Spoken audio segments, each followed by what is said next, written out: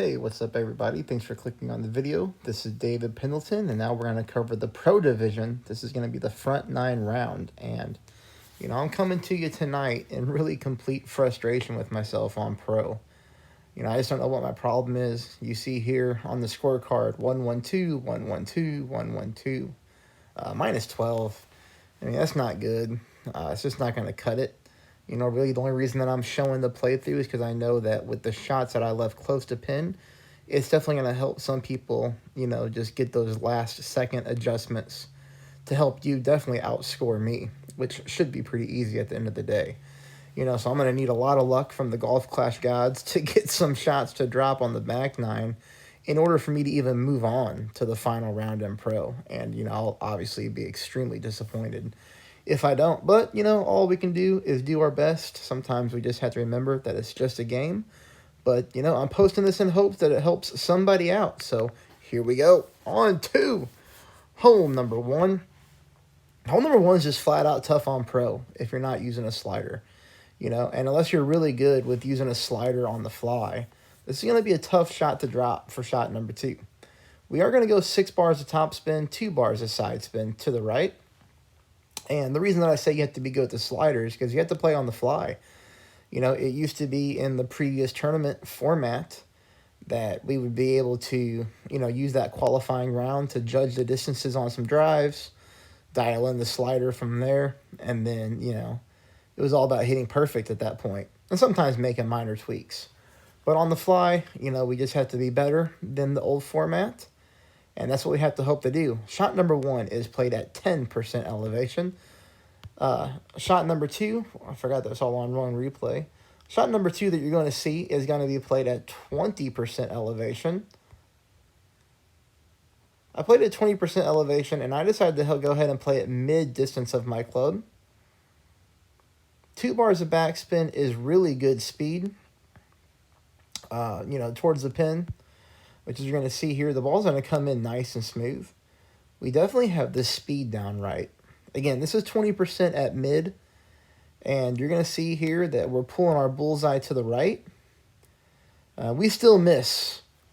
So, what I would really like you to do here, since we're not using a slider, is typically an offset works best when you're not using the slider. So I would say go ahead and use the 2 bars of backspin, pull this one 20% at mid, and I would offset into the left edge of the cup. So I would still have the ball line in the cup, just left edge. All right? That's going to bring us into shot number 2. Oh, sorry, hole number 2. Come on, Dave. All right, I want to walk you through this here. So we got a power 3 ball. The shot that you're seeing on screen, okay, is played 35% at mid. You're going to see here 5.6 miles an hour. We're going to pull this 6.9 rings. Now, I thought about the rough bump here. So as you can see, I'm switching balls around. I do completely play on the fly. I do not watch anybody else's rounds before I play. And maybe I should start since I play pro later. But I try to do my own thing and improve my own game. So, 6.5 rings. I forgot we switched to power 2. So you're going to see me pull this 7.9 rings. That is 35% at mid. And I know that seems like a huge adjustment for some people. That's why I'm showing you the proof in the pudding on the app. So there you go. So 7.9 rings. We do hit perfect. And I cannot believe that we still miss this ball to the right-hand side. And we come in a little hot. So, I do want you to go ahead and play the spin just a bit different here. As you can see, ultimately, I'm going to show you what I get. So I go to 3 bars of back and 1 bar of right side spin. We really need to put this about 3.1 back, 3.2. I would keep the right side spin, though, as I do like the way that the shot comes in. Obviously we just miss it here by less than 1/4 of a green square to the left. That's why I would add 5% elevation to the shot. If we add 5% elevation to the shot, we come in at 8.1, and clearly that 0.2 difference would at least have us at pin. Now, we might have came in a little bit too hot and hit the pin and bounced out, or it would have just dropped into the hole. But regardless, you know, you see there that the elevation works. Definitely disappointed on hole number 3. Hole number 3, you know, I picked up a double albatross on qualifying. And, you know, you're going to see both of my shots to pin here. And I'm going to help you guys get this one done. All right, 352. So the shot that you're seeing is played minus 10% at mid, which I do like. You're seeing me play with 2 bars of topspin, max side spin to the left, which is 3 bars. And here I'm just trying to find the sticky funnel, the sticky spot. There we go. Looks good there, okay? Now I want you to notice here that I'm trying to favor the left-hand side of the cup. You see? Ultimately, I move it over just a tad. It's on the left-hand side of the cup. That's what we're favoring. From here, I'm pulling that minus 10% at mid. So that looks like about 3.7 rings. Somewhere in that range.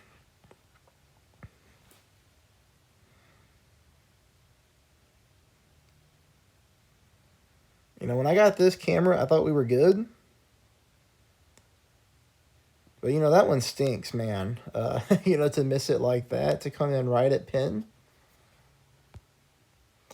So now I decided to play at minus 15% because I missed to the right-hand side by a smidge. I even added a little bit more topspin, as you can see here. A little bit more topspin to bring it in a little faster, hoping the ball doesn't kick to the right. So I did 2 things. I make the ball come in faster, and I pull less rings. So as you can see there, we only pulled 3.5 this time, instead of 3.7. And man, it's like, are you kidding me?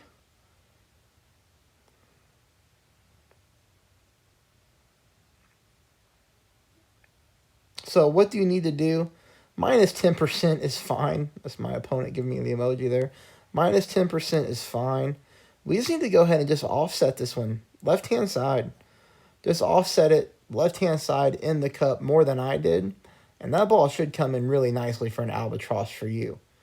All right, hole number 4. This is another one that I picked up in qualifying that I'm uber disappointed that I didn't pick up here. 7 bars of topspin, really 6.9, and 3 bars of side spin to the left. Now I'm leaving my ball guideline hefty through the pin just for the fact that we're getting headwind and there's a lot of distance from the rough bump to the hole, and that's something that we need to account for. What I would like you to do is I would really like you to change this to probably 6.8 bars of topspin. I would go ahead and keep the left side spin as we come in just a little bit hot here. But, you know, ultimately, I think that this shot is going to play well. I would just go ahead and move that one a little bit over to the right-hand side of the cup and keep the left side spin, reduce the top spin by just a tad. And I think you have a really good chance at dropping this for a hole-in-one on hole number 4. Hole number 5 is played 10% at max. Here, you know, I'm going to tell you 2 things. I have an extra mile 9, and you're going to notice that I am not utilizing all the topspin because I did that on my other account, and then I played an overpower shot, and honestly, I really smashed the ball pretty nice. The only thing that stuck, you know, that kind of stinks about it is it put me at like a mid-distance end-bringer shot, and I tried to go with the max topspin approach, but the ball guideline was not reading well, so I had to kind of go with the bounce shot at pin, and that's never really good on a long-distance end-bringer shot. So I decided on this account to show you this replay because I'm only going to utilize 6 bars of topspin, which is what I believe a lot of players playing pro are going to have. A lot of people probably didn't spend as much time in Tour 2 grinding the snot out of it so that they could max out their extra mile, but I did on both of my pro accounts. But 6 bars of topspin, as you can see here. Now, this is what we're looking for because we are going to get ourselves into thorn range. And this is a situation where I wish I had 2 shots at the thorn because I really think I could have figured it out and dropped it for you. So you're going to notice here I said I should have played this 0% at mid. The reason that I say that is because the shot you were seeing is played 10% at mid. So if I went in whenever I missed and I look at my app, you know, I kind of start to adjust elevation and say, okay, if I would have played 0%, this ball would have gone in the hole. So if you do play 0%, or if this shot would have been at 0%, instead of missing slightly to the left-hand side here, this ball would have been really dead center for a drop. So as you can see, hole number 2, hole number 3, hole number 5, I mean, we're talking about being right at where we want to be. Just unfortunately, these things did not go down for me. And sometimes that's just how a tournament goes. And, you know, you just got to suck it up. All right, for me, I'm not trying to albatross hole number 6. I did see an opponent try to take a horizon rough bump, and the ball guideline looked really well. I really thought I was going to try to steal it on my other account, but his ball guideline did not play through. It went flying past the pin. Now, the opponent was still able to save the eagle, but I was like, whoa, that thing was way off. Like, it looked like a really good idea. And then ultimately, I was like, man, that thing just took off on him. So, yeah, we're not going to be looking at that shot. For me, I'm just going with the Cataclysm. You might play with the big dog. You know, either way, they're both 180 stat on the power. You play whatever you want. 20% at max here. I'm just trying to get this thing to just sit on the green and call this one just an eagle hole. That's what I feel it is. And it does sit there, and we're good for an easy putt on hole number 6. Brings us into hole number 7. Hole number 7, I guess I try to get a little bit creative because I really hate the rough bump. I really do. But, you know, I just thought with this wind angle, with some tailwind, that I might be able to sneak this into the cup. And the only reason I thought about this is because we had a previous tournament where we played like this really weird offset on this hole. And I want to thank Doug for reminding me about it, because he sent me a message and said, hey, what about that weird offset shot that we used before? And he sent me a replay of it. I was like, oh, yeah. Let's try it, because he said, hey, we're getting the same type of wind angle. So playing at minus 5%, as you saw, I hit a perfect ball. And I'll kind of walk you through the setup here, because you guys can get this one. You'll see here, man, you know, the round of what could have beens, right? But I hit a great shot on my other account, so unfortunately I didn't get 2 cracks at it. But we're looking to go 2 bars of left side spin with about 3.5 bars of top, okay? Just like that. You know, unfortunately, I accidentally took a little bit of top spin off of it. And then what we want is, we're looking for this setup. We're looking for our blue ring at the rough line, okay? So blue ring top of the rough, and the orange line, the orange ring, kind of a little bit of separation there with the blue into the sand, just like that. And that's what the ball guideline ultimately looks like. Now, obviously we missed, so we need to tweak this a little bit and move our target over to the left. But you can see that this angle does play nice, and we just miss it barely to the right-hand side. That's why you need to move it over just a little bit to the left, and you'll be okay, at least for a good look. All right, hole number 8. You know, this is just another difficult hole with the wind angle. You know, lots of headwind. Going to OP here. Perfect ball. This thing sits, went 377 for people who figure out the slider as I play. I always try to show the distance, because I know a lot of people figure out the slider. Here we go with this reconnect thing again. This one I played 10%. I play it at absolute max distance of my thorn.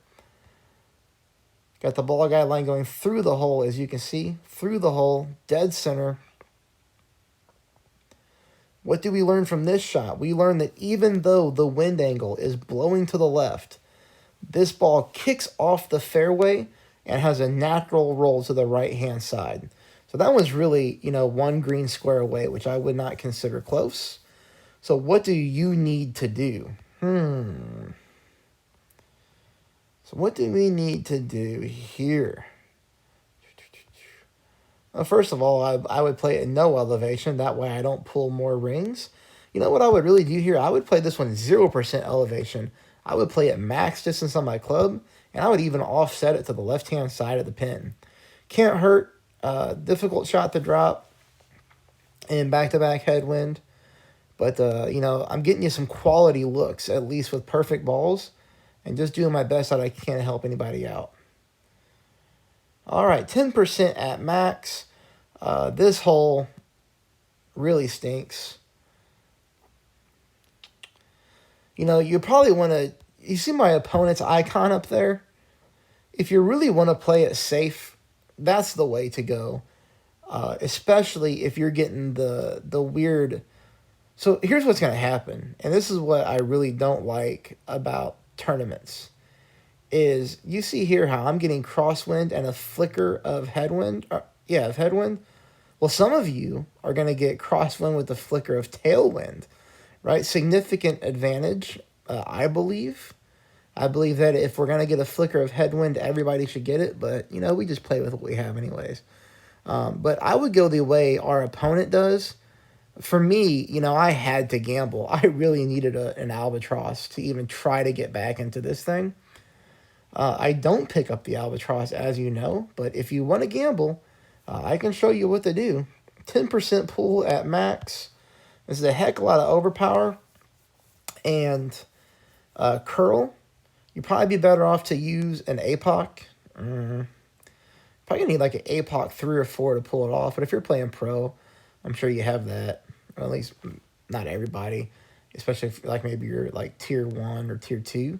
And you're only stepping up because rookie tier 3 is a nightmare. All tier 3 is a nightmare.